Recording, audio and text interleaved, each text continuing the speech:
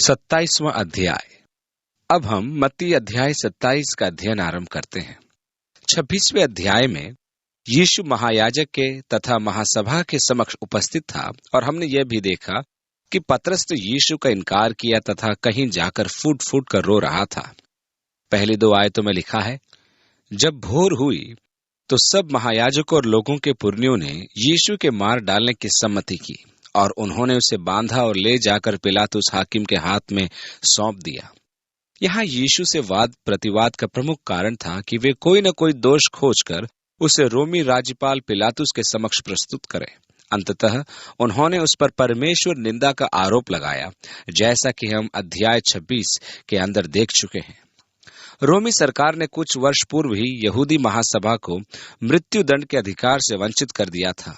अब समस्या यह थी कि न तो वे स्वयं यीशु को व्यवस्था के अनुसार मृत्युदंड दे सकते थे और न ही रोमी सरकार किसी के धर्म के अपराध को दंडाधीन मानती थी। अब उनके समक्ष एक ही मार्ग था कि यीशु पर देशद्रोह का आरोप लगाया जाए, कि उसे तत्कालीन मृत्युदंड दिया जाए, और वह था कि यीशु रोमी सरकार को कर देने के विरुद्ध जनता को भड़काता है, और दूसरा कि वह स्वयं को राजा कहता है। ये तीनों आरोप झूठे थे, जिनके विरुद्ध उनके पास ठोस प्रमाण नहीं थे। पिलातुस एक सुलझा हुआ न्यायिक था, अतः वह उनकी मनसा को समझ गया था। यीशु से पूछताछ के पश्चात उसे विश्वास हो गया कि वह निरपराध है। इस प्रकार वे उसे बांधकर पिलातुस के समक्ष लाए।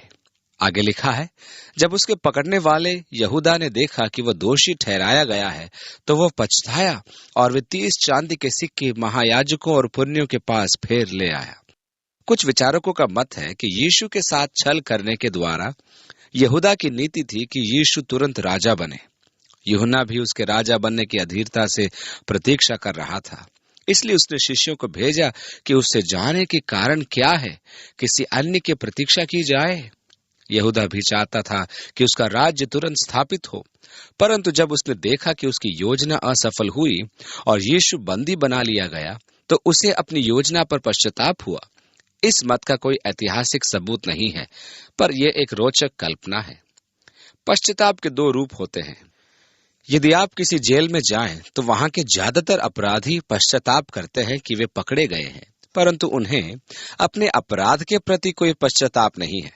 कहने का अर्थ यह है कि एक तो अपनी करनी के विफल होने का पश्चाताप और दूसरा अपनी करनी का पश्चाताप। पतरस ने प्रभु के इनकार का पश्चाताप मन से किया था और वह रोया, परंतु यहूदा ने धनराशि लौटाकर स्वयं को फांसी लगा दी। वह धनराशि लौटाकर कहने लगा कि उसने पाप किया है। 4 आयत में लिखा है, मैंने पाप किया है। यहूदा द्वारा पापों का अंगीकार। मैंने निर्दोषी को घात के लिए पकड़वाकर। मेरे लिए रुचि का विषय तो यह है कि परमेश्वर बार बार अपने पुत्र की सदाचारिता की साक्षी उत्पन्न कर रहा है। यहूदा की साक्षी भी यही थी कि उसने निर्दोष रक्त से छल किया। पिलातुस ने भी कहा कि वह उसमें कोई दोष नहीं पाता। यीशु के साथ क्रूस पर चढ़ाए गए अपराधी ने भी यही कहा कि उसने कोई कानून विरोधी कार्य नहीं किया था। प्रभु का मुख्य उद्देश्य यह सिद्ध करना था कि यीशु अपने अपराध, अपने पाप के निमित्त नहीं, परंतु हमारे अपराधों एवं पापों के कारण जान दे रहा था, क्योंकि परमेश्वर मसीह के माध्यम से संसार से मेल मिलाप कर रहा था। महायाजक ने इस पर यहूदा से कहा, तू ही जान। तब वह उन सिक्कों को मंदिर में फेंक कर चला गया और जाकर अपने आप को फांसी दी। प्रेरितों के काम की पुस्तक के अनुसार वह धरती पर गिरा और उसका पेट फट गया। संभव है कि उसका फंदा टूट गया और वह धरती पर गिर गया। महायाजकों ने उन सिक्कों को लेकर कहा, इन्हें भंडार में रखना उचित नहीं, क्योंकि यह लहू का दाम है। ध्यान देने योग्य विषय तो यह है कि वे इस अप्रासंगिक विषय पर धार्मिकता दर्शा रहे थे, जबकि दूसरी ओर वे निर्दोष यीशु की हत्या करने का भरसक प्रयास कर रहे थे। उनकी व्यवस्था में अपराधी को उसके पकड़े जाने के दिन न्यायिक कार्रवाई हेतु लाना वर्जित था, परंतु वे यीशु को वाटिका से पकड़कर लाए और तुरंत उस पर अभियोग आरंभ कर दिया। हम भी पढ़ते हैं कि वह सब्त की तैयारी का दिन था, इसलिए वे क्रूस चढ़े अपराधियों के पैर तोड़कर उनकी शीघ्र मृत्यु करना चाहते थे कि सब्त के दिन पार्थिव शरीर लटके न रहे। हम यह भी पढ़ते हैं कि दूसरे दिन अर्थात सब्त पूर्व पिलातुस के पास जाकर उन्होंने कहा कि उसने तीसरे दिन जी उठने की प्रतिज्ञा की है। व्यवस्था के अनुसार सरकारी कार्य करना वर्जित था। उन्होंने स्वयं व्यवस्था का उल्लंघन किया, जबकि सदैव यीशु को व्यवस्था का उल्लंघन करता घोषित करते थे। आवश्यकता पड़ने पर नियमों का सदुपयोग करना कितना सुविधाजनक होता है और आवश्यकता पड़ने पर उनका दुरुपयोग करना भी बहुत सरल होता है। 7वीं आयत में आगे लिखा है, सो उन्होंने सम्मति करके उन सिक्कों से परदेशियों के गाड़ने के लिए कुम्हार का खेत मोल ले लिया। इस कारण वह खेत आज तक लहू का खेत कहलाता है। तब जो वचन यिर्मयाह भविष्यद्वक्ता के द्वारा कहा गया था वो पूरा हुआ कि उन्होंने वे 30 सिक्के अर्थात उस ठहराए हुए मूल्य को, जिसे इजराइल के संतान में से कितनों ने ठहराया था, ले लिए, और जैसे प्रभु ने मुझे आज्ञा दी थी वैसे ही उन्हें कुम्हार के खेत के मूल्य में दे दिया। समस्या यहाँ आती है कि यह भविष्यवाणी यिर्मयाह की नहीं वरन जकरिया की है। इसका क्या उत्तर है?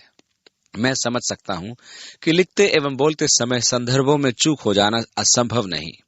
यदि आप मेरे टेप सुनेंगे तो जान लेंगे कि मैंने पुराने नियम के संदर्भों में अनेक भूल की है।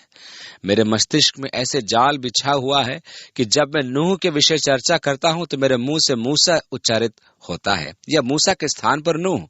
मेरे मस्तिष्क का कोई बटन ढीला है कि जब कंपन करता है तो मैं यदा कदा नामों में हेर फेर कर देता हूं। यह भी संभव है कि प्रारंभिक लिपिकारों ने प्रति तैयार करते समय जकरिया के स्थान पर यशायाह लिख दिया। मेरा उद्देश्य यह है कि किसी और के कहने से पूर्व मैं आपका ध्यान इस ओर आकर्षित कर दूं कि आप इस मार्गदर्शन में अध्ययन करें। 11वीं आयत में लिखा है, जब यीशु हाकिम के सामने खड़ा था तो हाकिम ने उससे पूछा कि क्या तू यहूदियों का राजा है? यीशु पर आरोपित 3 दोषों में से यह एक दोष था। यीशु ने उससे कहा, तू आप ही कह रहा है, मैं निश्चय ही हूं और तू भी पुष्टि करता है। आगे लिखा है, जब महायाजक और पुरनिये उस पर दोष लगा रहे थे तो उसने कुछ उत्तर नहीं दिया। जिस प्रकार भेड़ वध होने के समय व भेड़ी ऊन कतरने के समय चुपचाप शांत रहती है, वैसे ही उसने भी अपना मुंह न खोला। इस पर पिलातुस ने उससे कहा, क्या तू नहीं सुनता कि ये तेरे विरोध में कितनी गवाहियां दे रहे हैं? परंतु उसने उसको एक बात का भी उत्तर नहीं दिया, यहाँ तक कि हाकिम को बड़ा आश्चर्य हुआ। पिलातुस ने निश्चय ही अपने न्याय काल में ऐसा अपराधी नहीं देखा था जो अपना प्रतिवाद ही न प्रस्तुत करे कि उसका आरोप झूठा है। यदि हम उस स्थान पर होते तो चिल्ला ही पड़ते कि वह झूठे हैं और अपनी सुरक्षा में अवश्य कुछ न कुछ कहते। 15वीं आयत में लिखा है, और हाकिम की यह रीति थी कि उस पर्व में लोगों के लिए किसी एक बंधुए को जिसे वे चाहते थे छोड़ देता था। अपनी प्रजा के प्रति यह रोम की सद्भावना का प्रदर्शन था।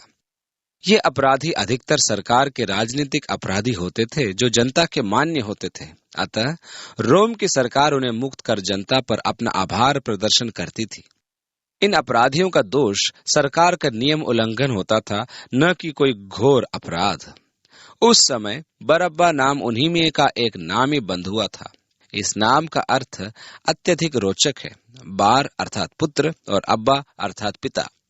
याकूब पुत्र, बार याकूब की भांति पिता का पुत्र उसे ऐसा कहा जाता था। सूर्य तथा पशीदा संस्करणों में भी उल्लेख है कि उसका पूरा नाम यीशु बरअब्बा था।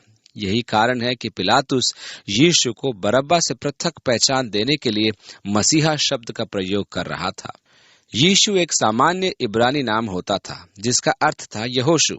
इसलिए यीशु नाम को या तो उसके गांव के नाम नाजरत से जोड़ते थे या मसीहा के पद से जोड़ते थे।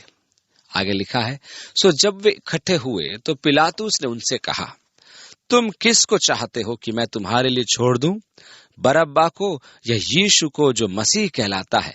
क्योंकि वह जानता था कि उन्हें उसे ढा से पकड़वाया है। उसे विश्वास था कि जन समूह उसके अनुयायी होने के कारण उसी का नाम पुकारेगी। महायाजक इसी कारण उससे ढा रखते थे और भयभीत भी थे कि यदि वह सत्ता में आ जाए तो उनकी पद प्रतिष्ठा का अंत हो जाएगा। आगे लिखा है, जब वह न्याय की गद्दी पर बैठा हुआ था तो उसकी पत्नी ने उसे कहला भेजा कि तू उस धर्मी के मामले में हाथ न डालना, क्योंकि मैंने आज स्वप्न में उसके कारण बहुत दुख उठाया है। अपोक्रिफल के कुछ वृत्तांत वर्णन करते हैं कि उसकी पत्नी का नाम क्लौडिया पिक्यूला था और उनका पुत्र पलातिस यीशु द्वारा रोग मुक्त किया गया था। क्लौडिया यीशु को उद्धारकर्ता मानकर उसकी उपासना करती थी। ये रोचक बात है। सरल नहीं है, क्योंकि हम जानते हैं, परंतु इसके द्वारा इतिहास में नाटकीय सार आ जाता है। यहाँ परमेश्वर पुनः यीशु के सदाचारिता के एक साक्षी प्रस्तुत करता है कि पिलातुस की पत्नी भी उसे धर्मी पुरुष कहती है।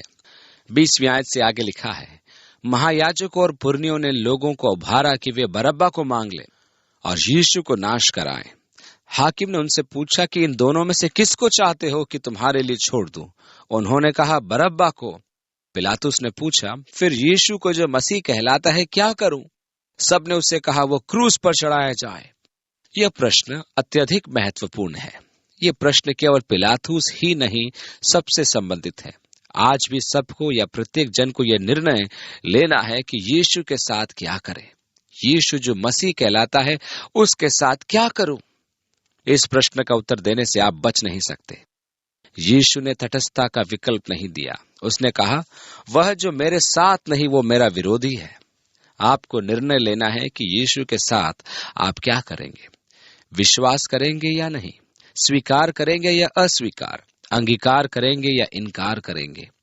पिलातुस के निर्णय की महत्वपूर्ण अवस्था थी कि अंतिम विश्लेषण में यीशु की नियति प्रभावहीन थी, क्योंकि यीशु को जो करना था वह तो उसने करना ही था कि उसके क्रूसीकरण की भविष्यवाणी पूरी हो सके, क्योंकि वह न तो अपरिवर्तनीय था और न ही टल जाने वाला था।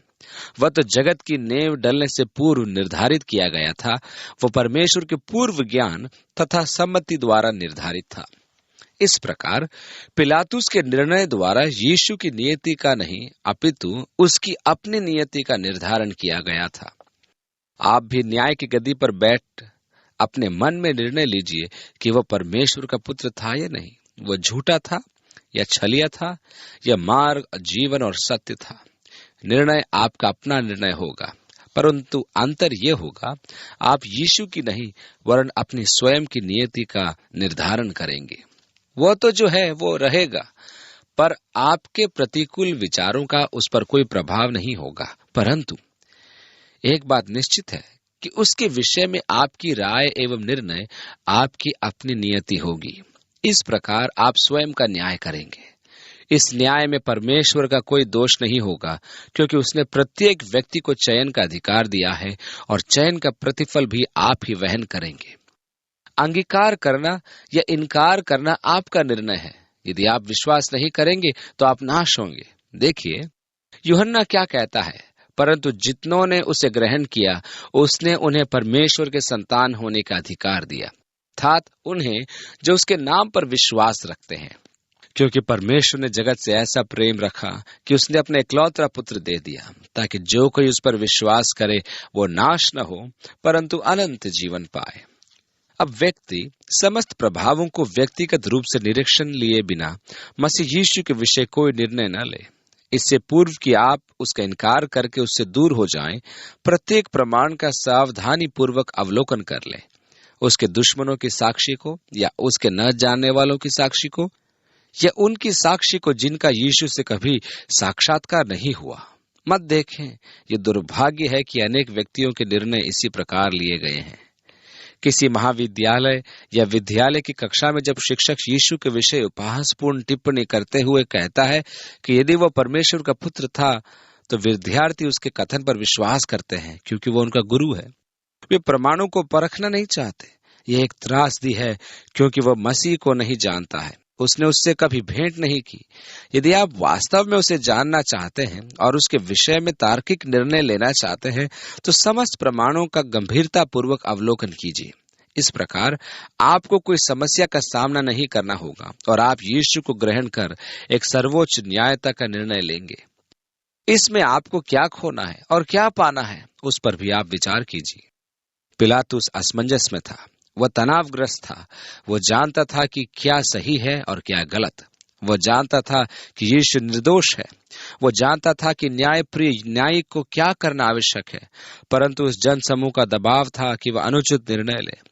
हम सदैव इसी प्रकार के दबाव से ग्रस्त रहते हैं। हमारे ऊपर भी बहुतों का दबाव रहता है कि अनुचित निर्णय लें, वह कार्य करें जो हम जानते हैं कि उचित नहीं। मुझे ऐसे व्यक्तियों पर दया आती है। आप अपने मन में जानते हैं कि उचित क्या है, तथापि आप अपने विवेक के विरुद्ध निर्णय लेते हैं, जो एक बहुत ही कष्टदायक कार्य है, और इस कारण आप वर्षों वेदना का आभास करते हैं। कुछ समय पूर्व मैंने एक कार्य किया जो मैं जानता था कि उचित नहीं है, परंतु दबाव के अधीन मुझे वो कार्य करना पड़ा, और इस कारण मैं आज तक वेदना से ग्रस्त हूँ। मुझे आज तक कष्ट होता है कि मुझे उचित के विरुद्ध कार्य करना पड़ा। 22वीं आयत और 23वीं आयत में लिखा है, पिलातुस ने उससे पूछा, फिर यीशु को जो मसीह कहलाता है क्या करूं? सब ने उससे कहा, वो क्रूस पर चढ़ाया जाए। हाकिम ने कहा, क्यों, उसने क्या बुराई की है? परंतु वे और भी चिल्लाकर कहने लगे, वो क्रूस पर चढ़ाया जाए। पिलातुस ने देखा कि वह अब विजय नहीं होगा। ध्यान दीजिए कि जन समूह के उच्च स्वर में कोई तर्क नहीं था। जन समूह की पुकार में तर्क कभी नहीं होता है, और यह स्वाभाविक है कि उच्च स्वर विजयी होता है। वहां भी वही परिस्थिति थी, उच्च स्वर की जीत हुई और न्याय की पराजय। 24वीं आयत में लिखा है, जब पिलातुस ने देखा कि कुछ बन नहीं पड़ता परंतु इसके विपरीत हुल्लड़ बढ़ता जाता है, तो उसने पानी लेकर भीड़ के सामने अपने हाथ धोए और कहा, मैं इस धर्मी के लहू से निर्दोष हूं, तुम ही जानो। पुराने नियम के अनुसार जब कोई मृत शरीर किसी खेत में मिलता था जिसका साक्षी नहीं होता था, तो उस मृत शरीर से गांवों की दूरी नापी जाती थी, और जो गांव निकटतम होता था वहां के पुण्य बलि चढ़ाकर अपने हाथ धोते हुए घोषणा करते थे, हम निर्दोष हैं, हम नहीं जानते कि इस व्यक्ति को किसने मारा। पिलातुस ने भी वैसा ही किया। उन्हीं की प्रार्थना के अनुसार उसने अपने हाथ धोते हुए कहा, मैं इस धर्मी के लहू से निर्दोष हूं, तुम ही जानो। सब लोगों ने उत्तर दिया कि इसका लहू हम पर और हमारी संतान पर हो। मुझे आश्चर्य होता है कि वे अपने कथन का अर्थ भी जानते थे या नहीं। यूसुफ के वृतांत में तीतुस की सेना द्वारा जो अग्निकांड रचा गया, वो उनकी इस पुकार का प्रतिफल दर्शाता है। परमेश्वर ने कहा कि न तो संतानों का प्रतिफल माता पिता से और न माता पिता का प्रतिफल संतानों से, परंतु प्रत्येक जन को प्रतिफल स्वयं ही भुगतना होगा। संसार में देखने को मिलता है कि परोक्ष रूप से संतान अपने माता पिता के कुकर्मों का फल भोगते हैं। यदि माता पिता व्यसनी है या बाल शोषण करता है, तो संतान माता पिता के कुकर्मों का फल भोगते हैं, परंतु परमेश्वर के न्यायासन के समक्ष वे नहीं, परंतु उनके माता पिता उत्तरदायी होंगे। इसी प्रकार संतान के कुकर्म माता पिता को दंड देते हैं जब वे अनुचित कार्य करते हैं, परंतु परमेश्वर के न्यायासन के समक्ष वे अपना ही उत्तर देंगे। प्रत्येक मनुष्य अपना लेखा देगा। मुझे किसी अन्य व्यक्ति का लेखा नहीं देना होगा, आपको अपना ही लेखा देना होगा। 26वीं आयत में लिखा है, इस पर उसने बरअब्बा को उनके लिए छोड़ दिया और यीशु को कोड़े लगवाकर सौंप दिया कि क्रूस पर चढ़ाया जाए। क्रूसीकरण के पूर्व कोड़े लगवाना रोमी नियम था। अपराधी को खंबे से इस प्रकार बांधा जाता था कि उसकी पीठ झुक जाए। एक रोमी संतरी चमड़े का कोड़ा लेकर अपराधी की झुकी पीठ पर जो नंगी होती थी मारता था। इस कोड़े में हड्डियों के टुकड़े और रांगे के टुकड़े जड़े रहते थे। जब कोड़ा मार कर खींचा जाता था तो इन हड्डी और रांगे के टुकड़े से अपराधी की पीठ पर से मांस के टुकड़े निकल आते थे। इस दंड में ही कई अपराधी मर जाते थे। कुछ अपराधी तो 2 या 3 बार मूर्छित हो जाते थे। कोड़े मारने का मुख्य उद्देश्य होता था अपराध स्वीकार करवाना। यदि अपराधी रोम की सरकार के विरुद्ध अपना अपराध स्वीकार कर लेता था तो कोड़े मारने वाला मार हल्की करता जाता था, परंतु यदि वह ऐसा नहीं करता था तो वह प्रत्येक प्रहार का वेग बढ़ाता जाता था जब तक कि अपराधी पीड़ा के कारण पुकार कर अपना अपराध स्वीकार न कर ले। पास ही में एक लिपिक खड़ा रहता था जो अपराधी का बयान लिखता जाता था। इस दंड के द्वारा सरकार अनेक अपराध सुलझा लेती थी, परंतु यीशु के विषय में भविष्यवाणी थी कि वह उस भेड़ की भांति मूक बना रहेगा जो अपने ऊन कतरने वाले के सामने मूक खड़ी रहती है। यीशु का दंड 40 कोड़ा था। यीशु का कोई अपराध था नहीं, अतः वह मूक बना रहा। वह कौन सा अपराध स्वीकार करता? 40 की संख्या धर्मशास्त्र में न्याय की संख्या है, परंतु यीशु पर रोमी सरकार ने दया करके एक प्रहार कम कर दिया था। कैसी दया! अधिकांश अपराधी रक्त प्रवाह तथा मांस फटने के कारण मृत्यु को प्राप्त हो जाते थे। इसके पश्चात क्रूस पर उनके हाथों को कीले से ठोका जाता था और उनके पैरों को रस्सी से बांधा जाता था। उनके शरीर पर कीटों के आक्रमण से सुरक्षा का कोई उपाय नहीं था। क्रूस का मृत्युदंड एक अमानवीय व्यवहार था। यीशु ने आपसे ऐसा प्रेम रखा कि जानते हुए भी उसने क्रूस का दंड वहन किया, उत्पीड़न सहन किया और निंदा की चिंता नहीं की, जिससे कि वह आपसे कह सके, तुम्हारे पाप क्षमा हुए, तुम्हारा प्रत्येक पाप क्षमा किया गया है, मेरे राज्य में प्रवेश करो। ओह, कैसा प्रेम, जिसे अंतर्ग्रहण करना मेरे लिए बहुत कठिन है। मुझे पूरा विश्वास है कि हम कभी भी इसको पूरा समझ नहीं पाएंगे। उसने यीशु को कोड़े लगवाकर क्रूसीकरण के लिए सौंप दिया। 27, 28 और 29 आयतों में लिखा है, तब हाकिम के सिपाहियों ने यीशु को किले में ले जाकर सारी पलटन उसके चहुं ओर इकट्ठी की और उसके कपड़े उतार कर उसे किरमिजी बागा पहनाया और कांटों का मुकुट गूंथ कर उसके सिर पर रखा और उसके दाहिने हाथ में सरकंडा दिया और उसके आगे घुटने टेक कर उसे ठट्टे में उड़ाने लगे कि हे यहूदियों के राजा, नमस्कार।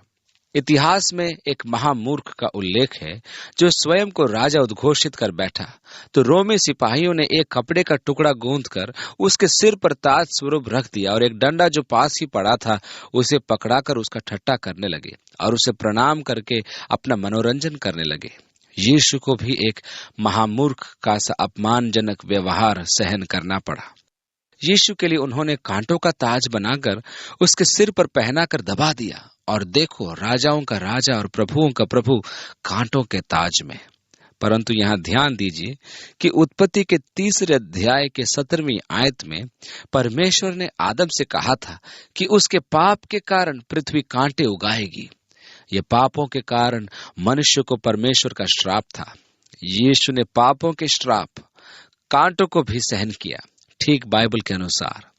और आगे लिखा है, उस पर थूका और वही सरकंडा लेकर उसके सिर पर मारने लगे। उसके साथ अमानवीय व्यवहार महायाजक के परिसर में किया गया था और उसकी मुखाकृति विकृत कर दी गई थी, जैसा कि यशायाह के 52वें अध्याय में हम पढ़ते हैं। और वास्तव में मार के कारण, चोट के कारण, नीले पड़ जाने के कारण उसका चेहरा मानव रूप में नहीं दिखाई दे रहा था, वो पूर्ण रूपेण विकृत हो चुका था। आगे लिखा है, जब वे उसका ठट्टा कर चुके तो वह बागा उस पर से उतार कर फिर उसी के कपड़े उसे पहनाए और क्रूस पर चढ़ाने के लिए ले चले।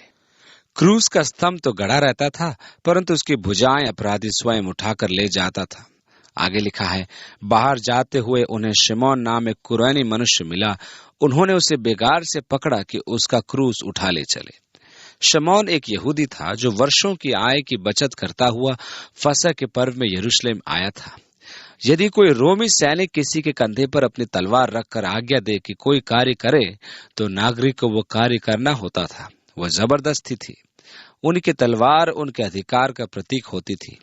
वे आपको 1 मील तक बाध्य कर सकते थे कि आप उनकी आज्ञा का पालन करें। ध्यान दीजिए कि यीशु ने मत्ती उसके 5वें अध्याय की 41वीं आयत में इसका उल्लेख किया है कि यदि वे तुम्हें 1 मील चलने के लिए कहें तो उसके साथ 2 मील चले जाना, तो उनके विरुद्ध होने पर आपकी गवाही उत्पन्न होगी। मरकुस ने सिकंदर और रूफस का उल्लेख किया है और कहा जाता है कि शमौन उन्हीं का पिता था। इस प्रकार शमौन और उसके पुत्रों के मसीही समर्पण की यह एक रोचक कथा है। 33वीं आयत में लिखा है, और उस स्थान पर जो गोलगोथा नाम की जगह अर्थात खोपड़ी का स्थान कहलाता है पहुंचकर। देखिए, दमिश्क द्वार के बाहर एक चट्टान में गुफाओं के होने के कारण उसकी आकृति खोपड़ी की सी दिखाई देती है, क्योंकि वहां से पत्थर खोदे जाते थे। इस प्रकार यीशु को यरूशलेम की दीवारों के बाहर क्रूस पर चढ़ाया गया। आज के युग में खुदाई के दौरान आधुनिक दमिश्क द्वार के नीचे ही यह रोमी युग का हेरोदेश द्वारा निर्मित दमिश्क द्वार पाया गया है। जब हम विगत वर्ष प्रथम अवसर पर इसके नीचे थे तो वहां से बाहर निकलते ही बड़ा रोमांचक अनुभव प्राप्त हुआ कि इसी द्वार से, इसी पथ पर हमारा प्रभु मसीह यीशु क्रूस की ओर जा रहा था।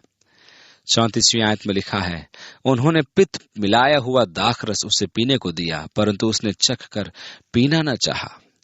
यरूशलेम की धनी महिलाएं ये औषधि तैयार करती थी। वे खट्टी दाख मधु में लोबान का मिश्रण तैयार करके इसे दर्द निवारक औषधि के रूप में क्रूस पर चढ़ाए जाने वाले अपराधियों को देती थी कि उनका दर्द का एहसास न हो, क्योंकि क्रूसीकरण अत्यधिक पीड़ादायक मृत्यु थी। अपराधी वहां तब तक लटका रहता था जब तक कि उसकी मांसपेशियां गिरने न लगे, और जब मांसपेशियां गिरती थी तो शरीर की हड्डियों के बंधन खुल जाते थे। यदि आपको घुटना उतरने का अनुभव है तो आप जानेंगे कि कैसा कष्ट होता है। अतः यह मूर्छा की औषधि थी जिससे कि अपराधी को कष्ट न हो।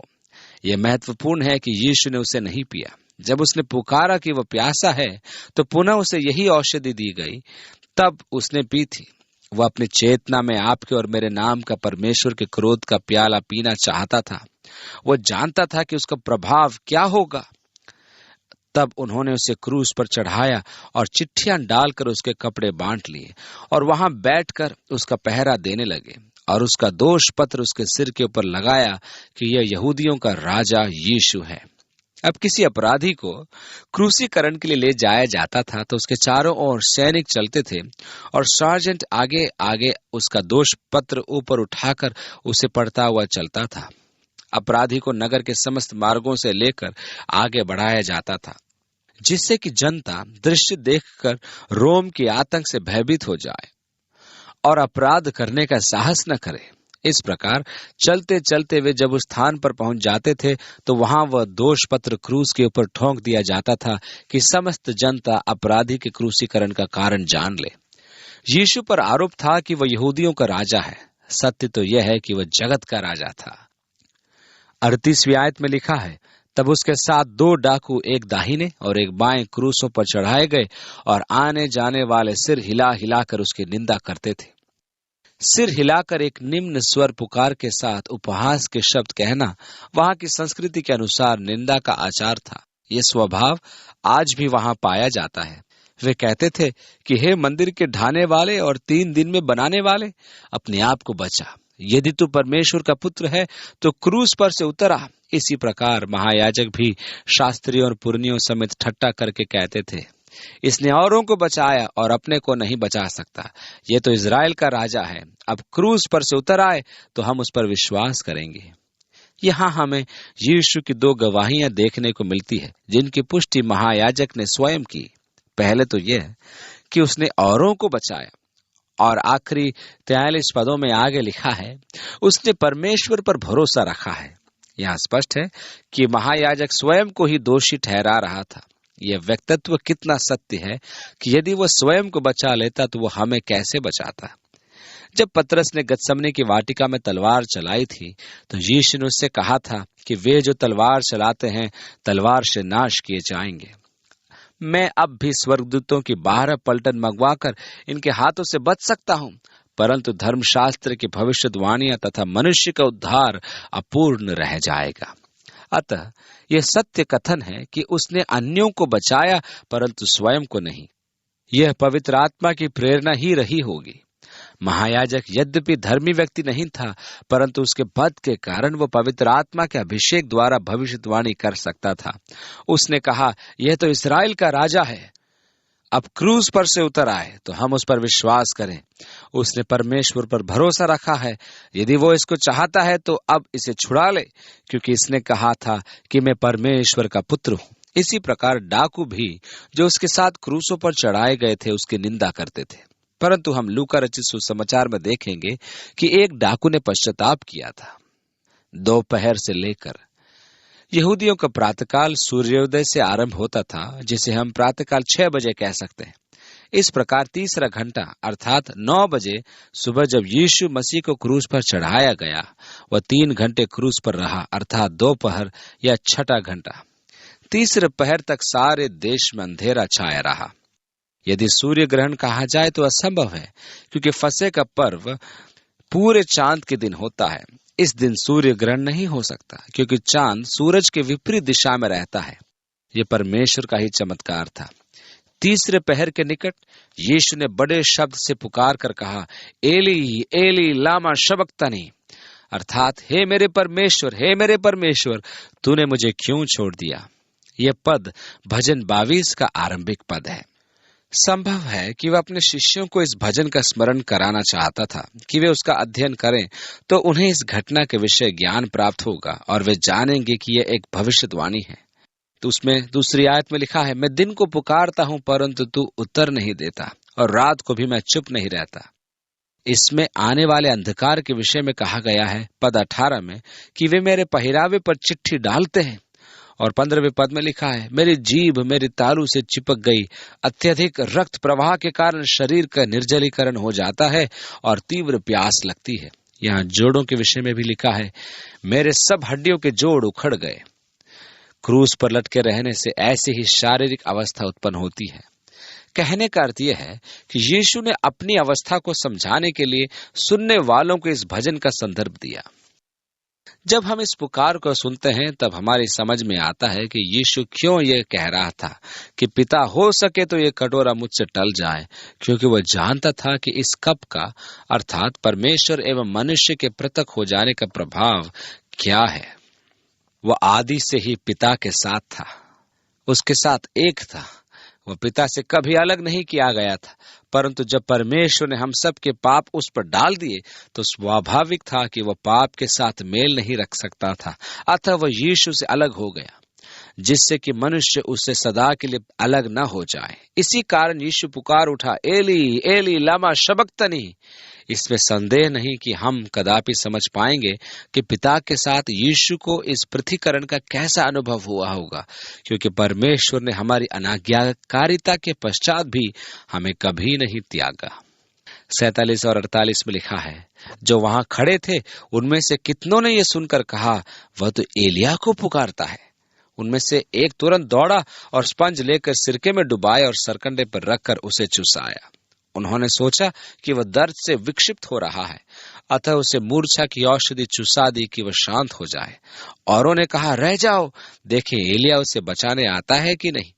तब यीशु ने फिर बड़े शब्द से चिल्लाकर प्राण छोड़ दिए। यीशु ने कहा था कि उसका जीवन उससे कोई नहीं छीन सकता, क्योंकि अपना जीवन त्याग देने का सामर्थ उसी में निहित है, अर्थात उसमें वह सृजन शक्ति थी कि वह अपनी आत्मा को देह त्याग की आज्ञा दे सकता था। ऊंचे शब्द में चिल्लाने का अर्थ है विजय की घोषणा, अर्थात उद्धार हो गया। तब उसने कहा, पिता तेरे हाथों में मैं अपनी आत्मा सौंपता हूं, और अपनी आत्मा को देह से अलग कर दिया। और देखो, आगे लिखा है, और देखो मंदिर का पर्दा ऊपर से नीचे तक फटकर 2 टुकड़े हो गया, और धरती डोल गई और चट्टानें तड़क गई। पर्दा ऊपर से नीचे तक फट गया, न कि नीचे से ऊपर, अर्थात यह परमेश्वर का कार्य था। मंदिर का यह पर्दा पापी मनुष्य को परमेश्वर की उपस्थिति में प्रवेश नहीं करने देता था। उसका मध्यस्थ महायाजक होता था, जो केवल वर्ष में एक ही दिन मेल की बलि चढ़ाता था, और वह दिन प्रायश्चित दिवस कहलाता था।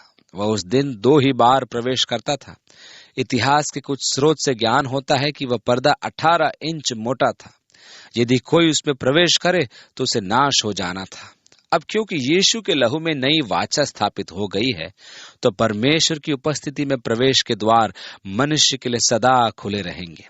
पर्दे के फटने का यही अर्थ है कि अब परमेश्वर प्रवेश का आमंत्रण दे रहा है। अब आपके पापों को क्षमा किया जा चुका है, और अब आप मसीह के माध्यम से परमेश्वर की उपस्थिति में प्रवेश कर सकते हैं, क्योंकि वह प्रत्येक मनुष्य के लिए पर्दे को फाड़ कर वहां उपस्थित है। इफिसी को लिखे पत्र के 1 अध्याय में पौलुस मसीह में हमारी महान आशीषों का वर्णन करते हुए कहता है, उसी के द्वारा उसके लहू से हमें हियाव होता है, अर्थात अब समस्त मानव जाति परमेश्वर की उपस्थिति में प्रवेश करती है, क्योंकि द्वार खुला है और निमंत्रण की पुकार है। ए बोझ से दबे और थके लोगों, मेरे पास आओ, मैं तुम्हें आराम दूंगा। पर्दा फटने के साथ साथ और क्या हुआ? और धरती डोल गई और चट्टानें तड़क गई। ध्यान दीजिए, यीशु ने कहा था कि ये चट्टानें पुकार उठेंगी। मनुष्य के पाप के भय से ये चट्टानें तड़क गई। प्रथम पाप या आत्महत्या जो आदम ने फल खाकर की, क्योंकि परमेश्वर ने उसे यही कहा था। दूसरा पाप था भाई की हत्या, जिसका अपराधी कैन था, और सबसे बड़ा पाप था ईश हत्या, जो मनुष्य ने यीशु की हत्या द्वारा किया। उसे क्रूस पर लटका दिया। प्रकृति ने भी इसका विरोध किया और कब्रें खुल गईं और सोए हुए पवित्र लोगों की बहुत लोथें जी उठी। मत्ती इस घटना को यहाँ लिख रहा है, परंतु यह घटना उसके पुनरुत्थान पर घटी थी और उसके जी उठने के बाद वे कब्रों में से निकलकर पवित्र नगर में गए और बहुतों को दिखाई दिए। इफिसियों को लिखे पत्र के अध्याय 4 और उसके 8वें पद से 11वें पद में पौलुस कहता है कि वह जो स्वर्ग में गया यह वही था जो सर्वप्रथम पृथ्वी के भीतर के भाग में उतरा था, और जब वह स्वर्ग में गया तो वह बंदियों को बंदीगृह से निकालकर उनकी अगुवाई करता गया और उसने अनेकों को वरदान दिए। लूका उसके 16वें अध्याय में यीशु ने स्वयं के शब्दों में लिखा है कि अधोलोक के 2 कक्ष, जिनमें से एक का प्रबंधक इब्राहिम है, वह मृतक धर्मियों की आत्माओं को सांत्वना प्रदान करता है। पत्रस कहता है कि यीशु बंदी आत्माओं में प्रचार करने गया था और उसने नरक के द्वार खोल दिए कि बंदियों को स्वतंत्र करे। ये यशायाह की भविष्यवाणी थी कि बंदियों को मुक्त करें और बंदियों को बंदीगृह के द्वार खोलें। आप देखते हैं कि पुराने नियम के संत यीशु के बलिदान के अभाव में पूर्ण मुक्ति प्राप्त नहीं कर पाए थे, क्योंकि पशुओं का रक्त पाप क्षमा प्रदान नहीं कर सकता था या उसके द्वारा केवल पाप ढके जा सकते थे। अतः यीशु के बलिदान के अभाव में वे उद्धार नहीं पा सके, परंतु जब यीशु ने यह कार्य कर दिया तो वे उद्धार की अवस्था में आ गए थे। 54 में लिखा है, तब सूबेदार और जो उसके साथ यीशु का पहरा दे रहे थे भूईडोल और जो कुछ हुआ था देखकर अत्यंत डर गए और कहा, सचमुच यह परमेश्वर का पुत्र था। वहां बहुत सी स्त्रियां जो गलील से यीशु के साथ उसकी सेवा करती आई थी, दूर से ये देख रही थी। उनमें मरियम मगदलिनी और याकूब और योसेस की माता मरियम और जब्दी के पुत्रों की माता थी। स्त्रियों ने उससे नहीं त्यागा था। आगे लिखा है, जब सांझ हुई तो यूसुफ नाम अरिमतिया का एक धनी मनुष्य जो आप ही यीशु का चेला था आया। उसने पिलातुस के पास जाकर यीशु की लोथ मांगी। इस पर पिलातुस ने दे देने की आज्ञा दी।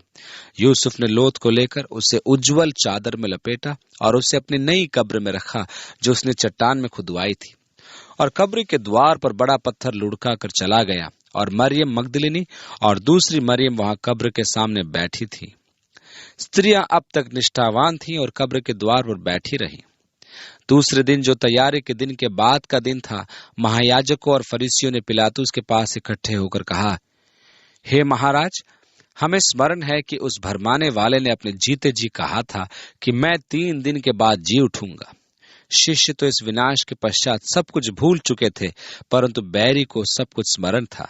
आगे लिखा है, सो आज्ञा दे कि 3रे दिन तक कब्र की रखवाली की जाए, ऐसा न हो कि उसके चेले आकर उसे चुरा ले जाएं और लोगों से कहने लगे कि वह मरे हुओं में से जी उठा।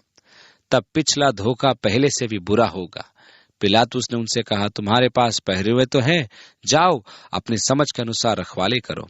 यह ठीक है कि वे हर प्रकार का प्रयास करके उसे कब्र में बंद रखें। सो वे पहरुओं को साथ लेकर गए और पत्थर पर मुहर लगाकर कब्र की रखवाली की।